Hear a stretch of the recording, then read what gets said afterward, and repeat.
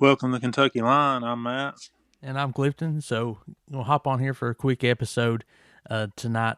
Really, the big news that we're going to discuss as really Kentucky kind of finalizes or close to finalizing the roster is that Malachi Moreno announced late last night that he is coming back to Kentucky. So Matt, just what's your initial thoughts on that? Initially, I thought, thank goodness, Yeah. you know, because I think we all assumed we were going to have him on the team Mm-hmm. next year. He was uh, one of the main parts that we were counting on, and then when all this talk of him possibly going to the and staying in the draft started, I was pretty concerned because if we didn't have him, I mean, I just feel like that's big trouble. And so, I mean, when he said, pulled his name out of the draft, I just, had a little bit of a sigh of relief and was like, okay, well, we have him. Now let's go get one more piece because, like I said, we kind of assumed all along up until recently we were going to have him, and we've been wanting to go and get that, one more piece. So now we just need to go get that piece. Yep. That's kind of what I jotted in my notes just thinking about the episode that we were going to record tonight is I think coming into the off season, I don't think anyone thought it was even a remote possibility that Malachi Moreno was going to go to the NBA draft. We knew he would, test the waters and things, but I don't think anyone thought he would be able to work his way into the first round. And it seemed like he got close to that. I don't know if he ever got a promise. I would assume not. But I know several mock drafts had, as of this past couple weeks, started seeing his name anywhere really from like 24th to the end of the first round pretty consistently. And so that shows those workouts were probably going pretty well. And then I think when the combine rolled around, he tested well, but then he chose not to play in the 5-on-5.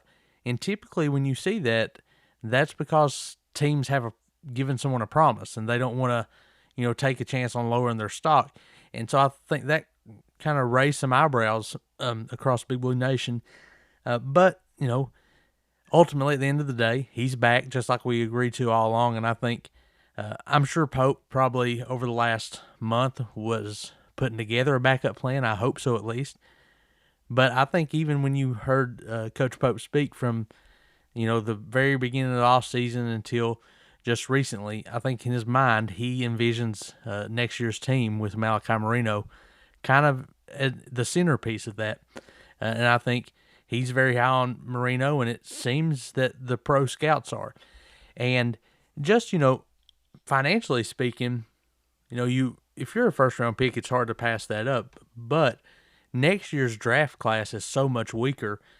If Moreno just takes one more step forward, uh, then he's legitimately looking at a potential lottery pick, and that's where you're talking about. You've set yourself up to play in the league for a long time. Yeah, and if he's fringe first round, he's probably making more money at UK this year anyway. Yeah. I realize, if you're a first round pick, you get to sign a multi year deal, but he's going to make good money this year, more money this year than he would have made more than likely in the NBA. And if he plays himself to even into a top 20 pick, like a sure top 20 pick next year, he made the right choice. So, Mm-hmm. and I think he will. As good as he, you know, unless he takes a step back, which I don't really see, as good as he seemed to be in the combine and uh, obviously impress some pro scouts, I feel like he's probably for sure top 20 pick. And if that's the case, uh, he'll be. The right decision. Yeah, without question. And I guess that gets us to you mentioned it. There's kind of one more piece to the puzzle. I think most Kentucky fans want. With Marino on board, you have two roster spots left, I believe, because you have 15 now. All are scholarship players. And I think everybody feels like probably one of those, assuming you're going to fill those out, one needs to be a legit star. And just so happens someone who fits Pope's system perfectly is still out there. It's a name we've talked about from the moment he entered the portal. That's Milan Momcilovic, who we happened to see the last game of the season that played for Iowa State. The deadline to withdraw from the NBA draft is Wednesday, at the 27th. I think 11:59. We've had a few of those deadlines over the years, but 11:59 on Wednesday is we should know by then. So, Right. in all honesty, 48 hours from now, we'll probably know. And everything I've read, Matt, as of late, from multiple different people, would suggest that this is a process that once he says he's coming back to college, assuming he does, it should be over relatively soon. Now, does that mean it's going to be Kentucky? Not necessarily, but I think the general consensus right now is Kentucky's kind of in the driver's seat because not only do they have money to offer, since we didn't get Stokes, we also have a clear role to find to where either of those forward spots, we really don't have a surefire starter. I think we're lucky in the fact that Cam Williams can, start at whichever position. Momcilovic, whatever role they put him in, Cam can play the other spot. But I think those two would complement each other great at the 3 and 4 position. What about you? Yeah, I mean, obviously they're going to find a way. If we get him, Milan, they'll find a way to put him on the floor with, Yep. and more than likely, it'll be, my guess is a 4 because I'm not sure he Yeah. could guard the 3. No. Of course, he can play the 3 on offense. It doesn't really matter, Right. but and guard the 4. But yeah, I mean, listen, he's the kind of guy that a team like what we have would, I think, really flourish in the offense with the 2 guards we have. Pope has called them, the creators. A couple of some of the best creators in the country. Well, when you've got shooters, if you've got a shooter like, well, how do you? I can't. I get his name messed up, but I'm just going to call him Milan. Yeah. But when you have a shooter like him that can kind of stand out there and catch and shoot, if you've got guys who can penetrate, I mean, that's kind of all you. That's perfect for him. And like I said, I continue to believe Cam Williams is going to be a big time player for I us think this so year. too. And I think with Momcilovic, sometimes statistics can lie to you. When you just look at the numbers. But when you look a little deeper at he's been very consistent since he stepped on campus 3 years ago. He would be a true senior. He's played 3 years at Iowa State. He started his career freshman year, took 173s, shot 36%. Year 2, he takes 159 threes, and he shoots 40%. This past season, he shoots 283s, 279, and averages 49% from 3, and that's at 6'8". So to me, he is everything you want in Pope's offense. He makes, I think, just the threat of a shooter like that. I think you could tell, go back to year 1, when Kobe Bryant was hitting shots, Kentucky was a different team. He allowed everyone around him to be better, do what they did well because he shot so well, and he commanded a lot of attention. And when you put someone who statistically is even a better shooter, he has much better size, positional size. He's kind of like created in a lab to play in this offense, and so I'm optimistic right now that if he's that final piece, and we don't know how long these two sides have been talking. If you give Pope the benefit of the doubt, potentially this is something that's been in the works for a while, and it would make, maybe some of the other players that we've kind of passed on, and when it seems like the portal was moving kind of slow, maybe this is why. Maybe this has always been the plan. But regardless, I think, honestly, for me, outside of Rob Wright, he's probably the player that I think I would want the most when you looked at the portal. And Yeah, we were I right there mean with he's Wright, but honestly, Milan may fit the offense even better. yeah, and the thing about it is, you talk about that first team. You know, this team is going to have better guards because if you think about it, our guards were hurt a lot of the year, um, and you know, so you're going to have two guys that can not only score with the ball and but are able to pass the ball, and I just think that it's going to be a big.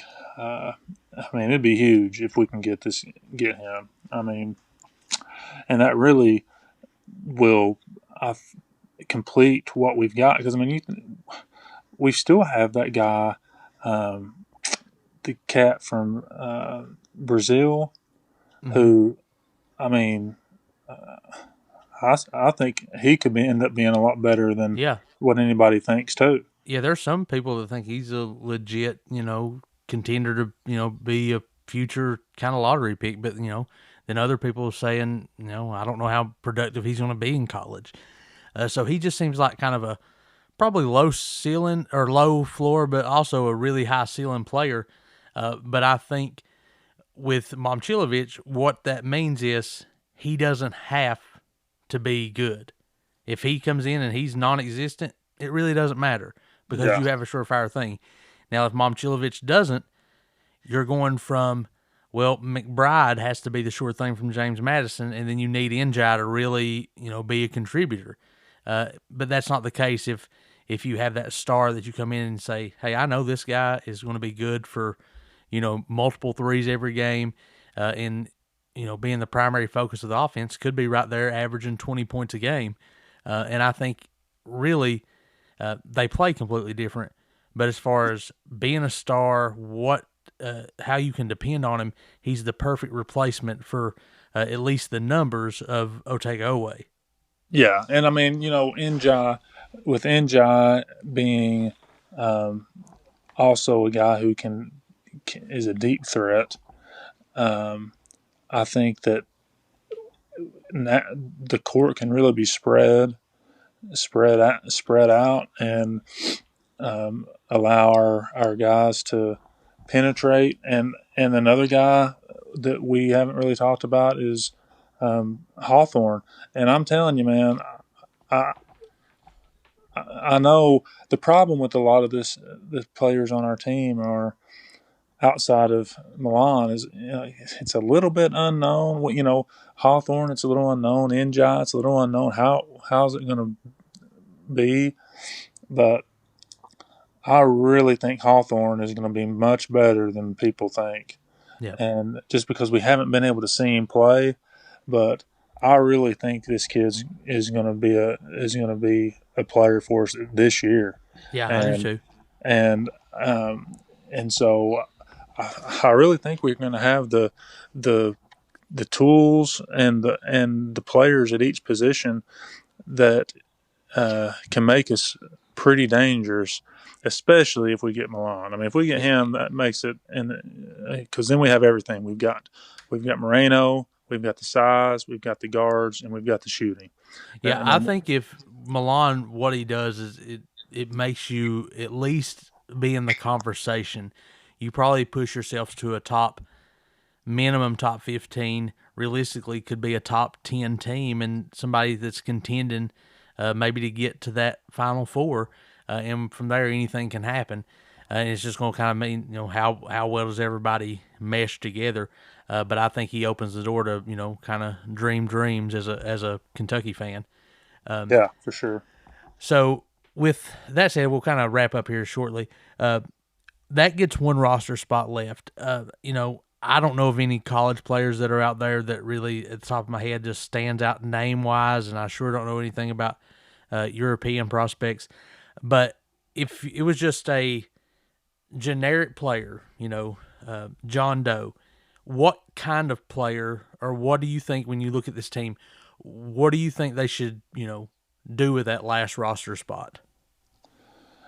You know, that's a good question because I mean, as you were talking, I was going through position by position, and we've we're pretty deep. I mean, if we get everybody that we're talking about, we're pretty deep at almost every position.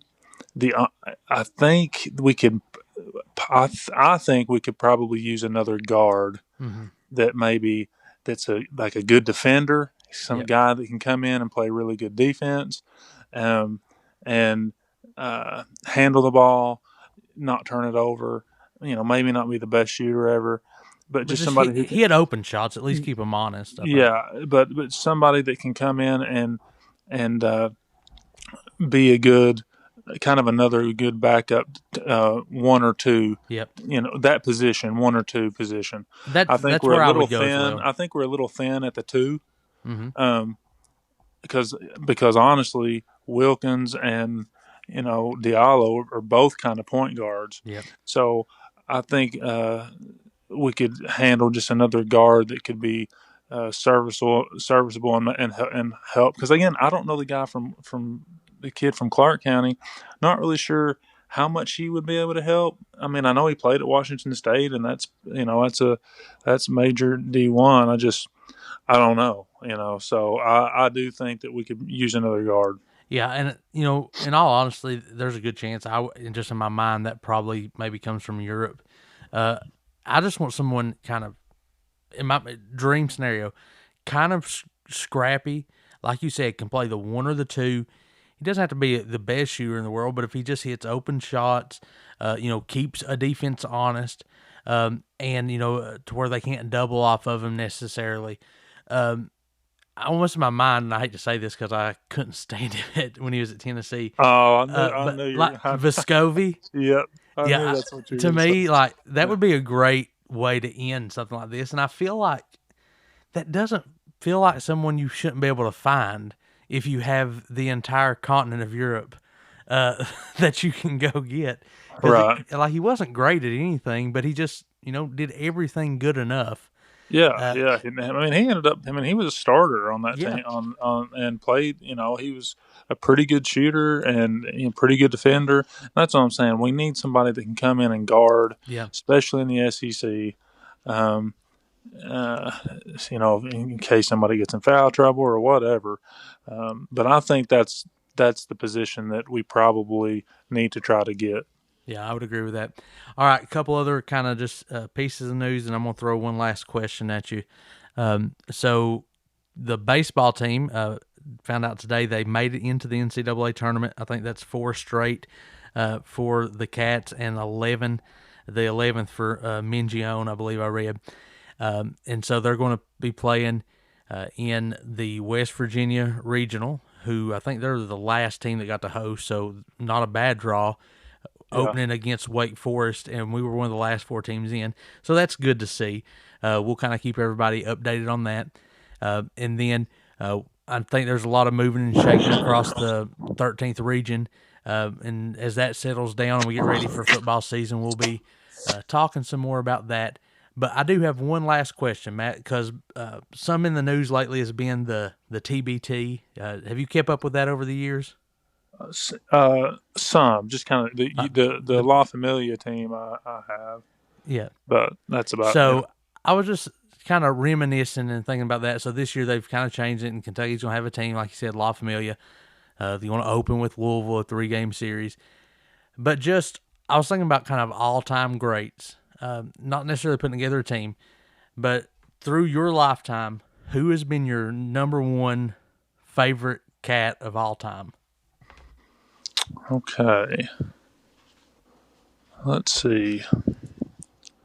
My favorite cat of all time. I think I'm probably gonna have to go back to. Gosh, it's hard for me to put one because there's like 3 or 4 that are like in my head that I Well, give me really some like names, and I'll have some as a names. kid. But going back to that '96 team, Mm-hmm. I really loved Antoine Walker. Yeah. For whatever reason, I loved him, but I liked a lot of guys on that team. Yeah. I was a huge Jamal Mashburn fan when I was a kid. I loved Mashburn. I think Mashburn kind of plays that same role. I was a little young I remember the name, but I was 5, so I don't necessarily remember him playing a lot like in 92, 93, his time at Kentucky. But I think he was very similar for some people the way I think probably people my age and a little younger look at John Wall. He's like he brought him back, and he let us know that hey, Kentucky's going to be all right. Yeah, and then I'm going to go. Keith Bogans was one of my all-time favorites, and then probably John Wall for me. He was just so fun to watch, and it was just like a show every game. Yep. And so I'm probably going to go with those. Those are at the top of my head. Oh wait, 3 come to my mind. I have a clear favorite. Third is probably John Wall, and just for the reason I just said, he kind of brought Kentucky back. It was at a low point after Billy Gillespie, and everything changed. He really was different than anyone we had ever seen at Kentucky, and for really, honestly, a lot of college basketball. He was just so unique the way he played. He was as fast as anybody I've ever seen, and it really, in college at least, there was times I thought he was almost too fast. Like, he was moving so fast. Yeah. Like, just physically, his mind couldn't keep up with how fast he was moving. And I thought he was so good. Next for me was probably the first player I ever remember actually I was kind of enamored with. And that was Ron Mercer. I thought he was just phenomenal. As a kid, a young kid. Yeah. He was one, he's so physical, the way he played. Not hardly as big and stout, but like the way I remember him attacking the rim as a kid was like a Azubuike type player, but was a little better, I think.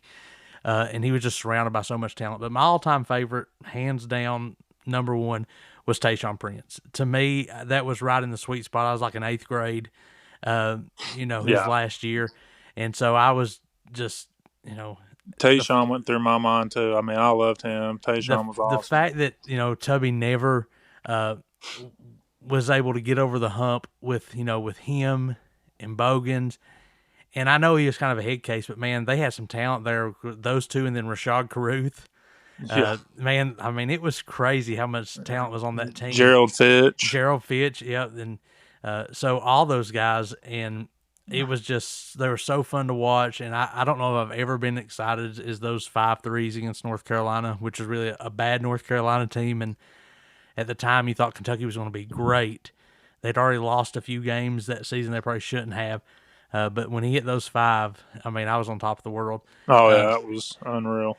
But I just thought it'd be good to end with that. In July, the La Familia team will play, and so we'll be back whenever within the next week or so. I know Matt's got vacation, I've got vacation, but if news breaks, especially Momcilovic, we may just do a episode over the phone and fill everybody in some, just a little mini episode. But I believe that's all I've got. What about you, Matt? Yeah, man, that's it. I'm good. All right, go Cats. Go Cats.